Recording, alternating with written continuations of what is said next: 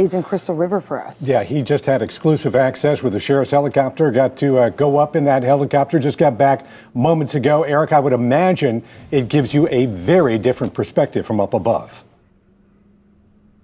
Dave, it did. We've been waiting all day for an opportunity to give people a perspective of what it looks like on the other side of US 19. And we were given that exclusive opportunity to go up with the sheriff's helicopter and take a look at the damage and all of that water that we've been talking about from the storm surge. So take a look at those images as we saw them taking off from here on Highway 44 and heading into Crystal River.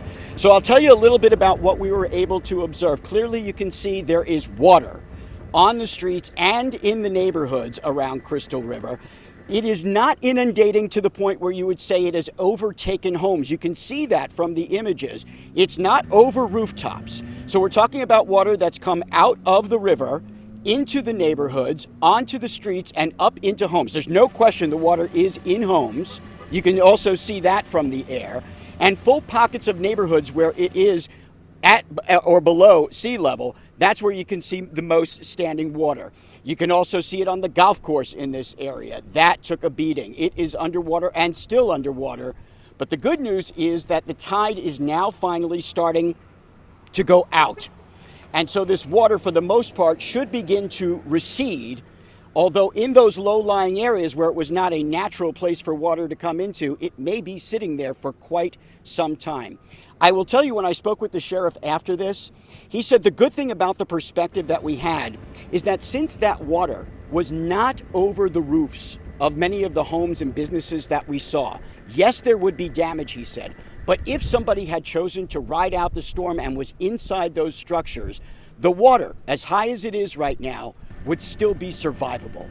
It is not deep enough inside the homes, from what they can tell and from what we could see from the air, to have trapped somebody and drowned them. They should have been able to stand on something, sit on something, and even though they may still be there right now waiting for a rescue, like many of the airboat and high water vehicle rescues we've seen, again, the water at this point should begin to recede. The sheriff told me one of those neighborhoods that you might have seen there has been a concentration of those rescues. One of those neighborhoods, which they pointed to when we were looking down, so far they've had about 60 rescues. 20 of them came from those streets. So that is an area that definitely took on a lot of water, a lot of standing water and deeper water. And apparently a lot of the folks in that neighborhood thought that they could ride this out, but realized later in the day that that was not a good idea. Guys, back to you. Boy, it really is an interesting perspective, Eric, when we take a look at that. And we certainly appreciate the Citrus County Sheriff's Office allowing us up here. Do we know most of that area that did flood, Eric? Do we know whether or not those are areas that are normally prone to flooding, maybe not to this extent, but have seen flooding in the past? Yes, absolutely. Again, Dave, anything to the west side of US 19 is prone to flooding. It has done it in the past. It did it in 1993. It did it again a few years ago, 6 years ago with Hermine, and now it's done it here. But I will tell you, I spoke with people who have lived here, who have come out from those rescues and said, have you ever seen anything like this before?